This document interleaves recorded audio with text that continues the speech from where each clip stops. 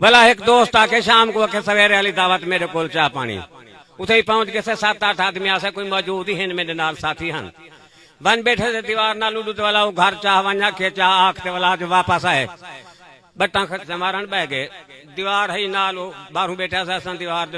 भला वो बैठे सा नाल बट्टा मारे ने सवाल जो गए चाह का ना पकई हुआ के भला भी मेरे यार है बेटे चाह नहीं पकई हुआ के चाह आप पका के मैं नहीं पकड़ी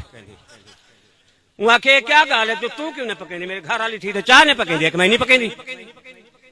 अकेली वजह के वजह ना पूछ भला हो गई वजह ना पूछ वहां के मैं पूछा आके पूछ नहीं तो पूछ जा 11:30 मिनट तक आ चाह बाज बंद हुए तुम्हारे मैं चाह बेच पकावा